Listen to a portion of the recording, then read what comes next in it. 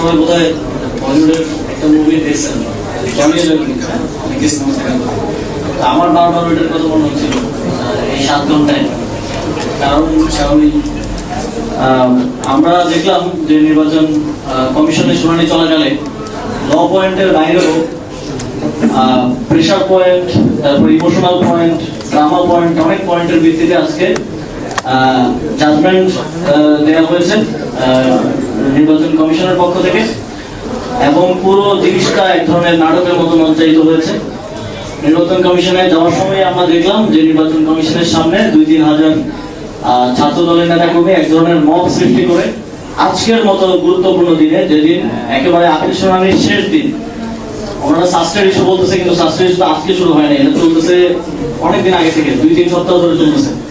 আজকের মতো গুরুত্বপূর্ণ দিন, আপিল শুনানির শেষ দিনে তারা ওইখানে এক ধরনের মব তৈরি করে রেখেছেন, বাইরে থেকে একটা এক্সটার্নাল প্রেশার তারা তৈরি করে রেখেছেন। তারপরে আমরা কি দেখলাম, শুনানির একটা পর্যায়ে শেষ হওয়ার পরে এবং রায় দেওয়ার পূর্ব মুহূর্তে যখন আপনি বিচারকের কাছে কোনো বিচার চাইতে যাই, তখন আমাদের মনে করেন যে আর্গুমেন্ট শেষ, রায় দেওয়ার পূর্ব মুহূর্তে বিচারক যদি পাশের রুমে গিয়ে অপরাধীর সাথে বা অপরাধীর লয়ারের সাথে কিংবা অপরাধীর পক্ষের যারা আছে তাদের সাথে বসে এসে রায়টা দেয়, সেই রায়টা কোনোভাবেই একটা নিরপেক্ষ রায় হওয়ার সুযোগ নেই। আমরা খুবই শঙ্কার সাথে দেখলাম এটা, সেখানে একদম চাক্ষুষ দেখলাম যে মিটিং এর মাঝখান থেকে শুনানি একটা পর্যায়ে শেষ হওয়ার পরে তারা বললেন যে তারা 15 মিনিট দিবেন, তারা ডিসকাশন করে এসে তারপরে রায়টা দিবেন। সেই 15 মিনিট তো 1.5 ঘন্টার মতো, 1.5 ঘন্টা হলো 15 মিনিট থেকে, এবং সেই 1.5 ঘন্টার মধ্যে যে ঘটনাগুলো ঘটেছে সেটা বাংলাদেশের গণতন্ত্রের জন্য অশ্লীল সংকেত। সেই 1.5 ঘন্টার মধ্যে তারা বিএনপির মহাসচিব মির্জা ফখরুল ইসলাম আলমগীর, তারপর বিএনপির নির্বাচন পরিচালনা কমিটির আহ্বায়ক নজরুল ইসলাম খান সহ 5 সদস্যের একটা প্রতিনিধি দলের সাথে বৈঠক করলেন। 1.5 ঘন্টা পরে তারা এসে রায় দিলেন, এবং সেখানে একজন একেবারেই পার্টি ছিলেন যে শুনানিতে বিএনপির প্রার্থীদের পক্ষ থেকে, তিনি সেখানে পার্টি ছিলেন, তিনি আর্গুমেন্ট করেছেন, এবং যখন সেই বৈঠক হলো ইসির সাথে বিএনপির, সেই বৈঠকেও তিনি গিয়ে বসলেন। সরাসরি পার্টির সাথে আপনি বসে বৈঠকের পরে এসে যখন রায় দিচ্ছেন, এই রায়টা আমরা সম্পূর্ণ রূপে মনে করি যে এক ধরনের ফেব্রিকেটেড শুনানির রায় দেওয়া হয়েছে, এবং একপাক্ষিক যে হয়েছে সেটার প্রতিফলন আমরা রায়ও দেখতে পেয়েছি। একেবারে রাইট সলভ করার মতো প্রত্যেকটাকে দ্বৈত নাগরিক এবং ঋণ খেলাপিদেরকে সেখানে ছাড় দেওয়া হয়েছে এবং নির্বাচনে অংশগ্রহণ করার বৈধতা দেওয়া হয়েছে।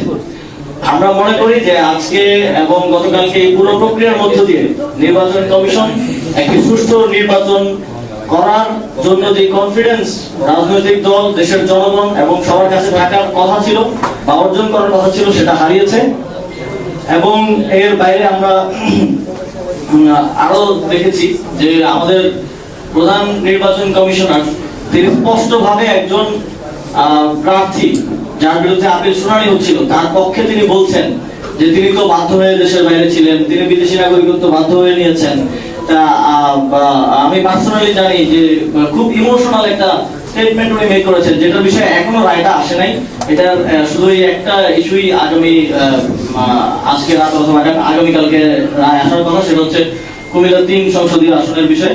কিন্তু রায় দেওয়ার আগেই তিনি ইমোশনালি বলে দিচ্ছেন যে আসলে ওই লোকটা আসলে ল পয়েন্টে না পেলেও বায়াসলি ইমোশনাল পয়েন্টে পাওয়ার জন্য। যদি এরকম ভাবে আমাদের নির্বাচনের কার্যক্রম সামনের দিকে যেতে থাকে, তাহলে আমরা শঙ্কা প্রকাশ করছি যে বাংলাদেশে একটা সুষ্ঠু নির্বাচন এই নির্বাচন কমিশন বাস্তবায়ন করতে পারবে না।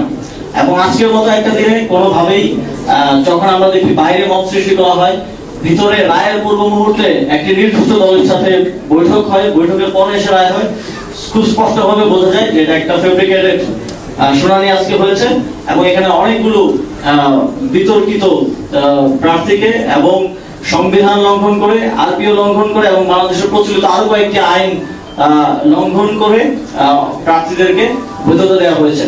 আমরা যদি ঋণ খেলাপির বিষয়ে আসি, চট্টগ্রামের একজন বিএনপির প্রার্থী আসলাম চৌধুরী, তিনি 1700 কোটি টাকা ঋণ গ্রহীতা বিভিন্ন ব্যাংক থেকে বাংলাদেশের, এবং 1200 কোটি টাকার ঋণ খেলাপি। 1200 কোটি টাকা ঋণ খেলাপি একজন ব্যক্তি 5টা ব্যাংকে বলে, 5টা ব্যাংকে, তাকে প্রথমে নির্বাচন কমিশন একজন নির্বাচন কমিশনার বললেন যে তাকে তো এটা দেওয়া উচিত না, এটা বাংলাদেশের মানুষ ভালোভাবে নিবে না, সবকিছু ওয়াজ লিডিং টুয়ার্ডস যে তার প্রার্থিতা অবৈধভাবে বাতিল হবে। হঠাৎ করে পাশে একটু কথা বলে তিনি বললেন যে এটা অ্যাকসেপ্টেড।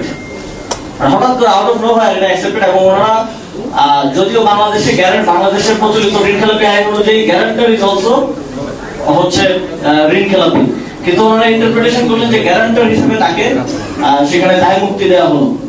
এবং আমরা দেখলাম যে ওনারা ওইখানে বসে আইনের ইন্টারপ্রিটেশন করছেন, ওনারা ওইখানে বসে সংবিধানের ইন্টারপ্রিটেশন করছেন, যেটা কোনোটার এখতিয়ার ওনাদের নেই। এবং আমরা অবশ্যই এই বিষয়গুলোতে ভবিষ্যতে আমাদের আইনি লড়াই চালিয়ে যাব।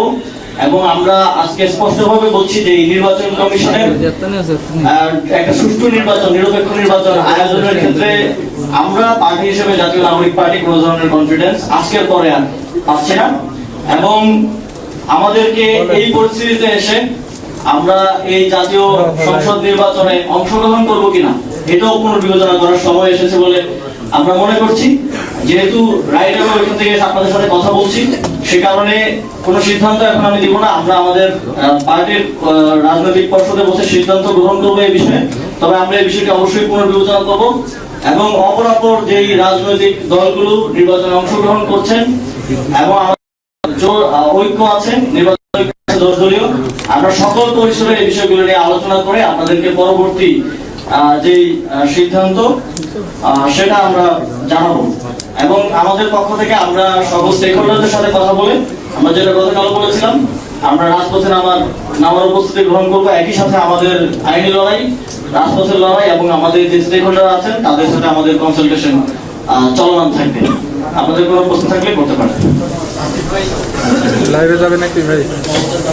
ভাই মাথাটা নিচে করে লাইভে যাবে। আমরা মনে করি আজকে আমরা এর আগেও পদত্যাগ দাবি করা হয়েছিল এনসিপির পক্ষ থেকে, তবে আজকে এবং এই পুরো প্রক্রিয়াটা যেভাবে সম্পন্ন হয়েছে, যেভাবে আইন এবং সংবিধান বহির্ভূতভাবে আগে বহির্ভূতভাবে ঋণ খেলাপি এবং দ্বৈত নাগরিকত্ব ধারী প্রার্থীদেরকে যেভাবে বৈধতা দেওয়া হয়েছে, তারপরে আমরা মনে করি যে নির্বাচন কমিশন তার প্রতি যে কনফিডেন্স সেটা হারিয়েছে। এবং এর বাইরে আরেকটা বিষয় আমি বলতে চাই যে এখনো আমরা অনেক প্রার্থী, এই বিষয়গুলো আসলে গোপন থাকে, অনেকেরই দ্বৈত নাগরিকত্ব থাকে কিন্তু সেটা গোপন থাকে, সেটা বের হওয়া এটা ইয়ার ব্যাপার। আমরা এখনো অনেক প্রার্থীর দ্বৈত নাগরিকত্বের প্রমাণ পাচ্ছি। যেমন ঢাকা 11 আসনে সাবেক কমিশনার এম এ কাইম, ওনার দ্বৈত নাগরিকত্বের প্রমাণ আজকে সোশ্যাল মিডিয়ায় আমরা বিভিন্নভাবে দেখতে পেলাম। এবং সিরাজগঞ্জ 6 আসনে আমরা দেখতে পেয়েছি, এবং আরো কয়েকটা আসনে আমরা দেখতে পাচ্ছি। তো আমরা মনে করি যে নির্বাচন কমিশনের এটা দায়িত্ব যে যিনি নির্বাচন করছেন তিনি দেশের নাগরিক কিনা, অথবা যে প্রার্থী দ্বৈত নাগরিকত্বের অভিযোগে অভিযুক্ত তার দায়িত্বটা প্রমাণ করা যে তিনি বাংলাদেশের নাগরিক, এককভাবে বাংলাদেশের নাগরিক কিনা। অথচ আমরা দেখলাম যে অভিযোগ করছে তাকে বলা হচ্ছে আপনি এসব প্রমাণ করেন যে সে নাগরিক কিনা। এটা অত্যন্ত এক ধরনের নন প্রফেশনাল এবং এক ধরনের আমরা আজকে একটা প্রবণতা দেখেছি নির্বাচন কমিশনারদের মধ্যে যে তারাই যেন দ্বৈত নাগরিকদের, ঋণ খেলাপিদের কোনো না কোনো উপায় পার করে দেওয়ার জন্য, যে আমাদের মুসা ভাই একটু আগে বললেন যে একজন কমিশনার সেই এফিডেভিটটা আশা কিভাবে লিখতে হবে এটা সহযোগিতা করছেন, এটা ওনার কাজ না। আমরা দেখছি যে সাংবিধানিক যে আইন, সংবিধানে স্পষ্টভাবে উল্লেখকৃত একটি বিষয়কে 300 টাকার এফিডেভিট দিয়ে তারা জাস্টিফাই করছেন এবং ইন্টারপ্রেট করছেন। এটা বাংলাদেশের আইনের জন্য, আইনের শাসনের জন্য, সংবিধানের জন্য এবং নির্বাচনের জন্য, গণতন্ত্রের জন্য একটা ঝুঁকিপূর্ণ বিষয় হিসেবে এবং শঙ্কাপূর্ণ বিষয় হিসেবে আমরা আইডেন্টিফাই করেছি। এবং সামনের দিনে আমি যেটা বললাম আমাদের কর্মসূচি আমরা আপনাদেরকে জানাবো, তবে আমরা আইনি লড়াই চালিয়ে যাবো। আগামীকাল থেকে এটার প্রক্রিয়া আপনারা দেখতে পাবেন।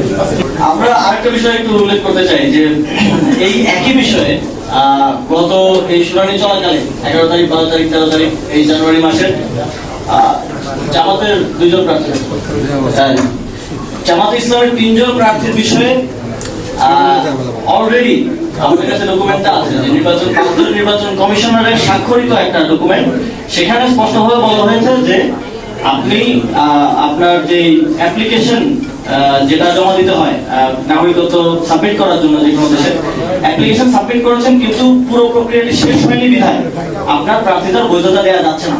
এবং এটা একটা সাইন ডকুমেন্টটা আমরা আপনাদের সাথে শেয়ার করতে পারি না, যে 5 জন নির্বাচন কমিশনার সেটা স্বাক্ষর করেছেন। এখন যখন দেখা গেল যে বিএনপির আরো 15-20 জনের মতো প্রার্থী এই একই নিয়মে যদি কন্টিনিউ করা হয় তাহলে ফেসে যাচ্ছে। ওনারা যেই রায়টা ওনারা দিয়েছিলেন স্বাক্ষরিত, সেটা আইন বহির্ভূত ভাবে আবার রিকল করছেন।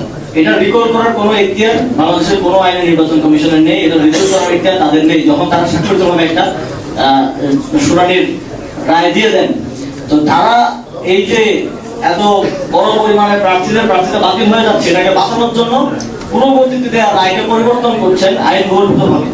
তো পুরো প্রক্রিয়াটাই প্রশ্নবিদ্ধ, পুরো প্রক্রিয়াটাই তাদের জন্য সেলফ কন্ট্রাডিক্টরি। আমি আপনাকে আজকে একটা কথা বললাম এবং সাইন ডকুমেন্ট, আমি আগামীকালকে বললাম যে না এটা না, আমি আরেকটা আবার নতুন করে এটা রিভিউ করছি। এটা কোনোভাবেই এটা কমন সেন্সেই এটা জাস্টিফাই হয় না, এবং বাংলাদেশের আইন এটাকে কোনোভাবেই জাস্টিফাই করে না। সেই জায়গা থেকে আমরা মনে করি পুরোটা বিষয় পরিকল্পিত। এবং আজকে আপনারা যে নাটকটা দেখেছেন যে বাইরে মিছিল, ভেতরে তারা বসে আছেন এবং একজন একই সাথে আর্গুমেন্ট করছেন, আবার সিএসির সাথে বৈঠকে যাচ্ছেন, বৈঠকের পরে রায় আসছে, এই পুরোটা প্রক্রিয়াটা একটা নাটক মঞ্চায়িত হয়েছে। এটা এক ধরনের বলিউডের মতো সিচুয়েশন সেখানে ক্রিয়েট করা হয়েছে, এবং এর মধ্য দিয়ে তারা যে প্রিজাডিসি নিয়ে এসেছিলেন, তারা আগে থেকেই যেটা সিদ্ধান্ত নিয়ে এসেছিলেন সেটাই বাস্তবায়ন করেছেন। তাদেরকেই, সেই লোকগুলোকেই তারা ঋণ খেলাপি এবং দ্বৈত নাগরিকত্বের অভিযুক্ত এবং প্রমাণিত লোকগুলোকে তারা নির্বাচন করার সুযোগ তৈরি করে দিয়েছে।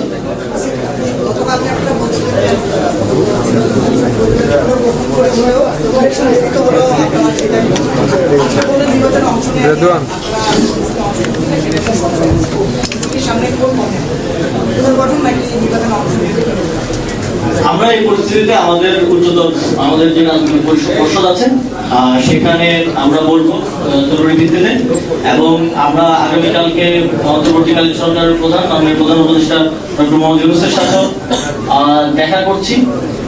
এবং আমরা যেটা বললাম যে আমাদের আরো অন্যান্য যারা স্টেকহোল্ডার আছেন, আমাদের জোট শরিকরা আছেন, আমাদের গণতান্ত্রিক আন্দোলনে আমাদের যারা সহযোগীরা ছিলেন, আমাদের যে জুলাই গণঅভ্যুত্থানের যে সহযোগী রাজনৈতিক সংগঠন যারা আছেন, আমরা সবার সাথে আলোচনার ভিত্তিতে আমাদের চূড়ান্ত সিদ্ধান্ত আপনাদেরকে জানাবো।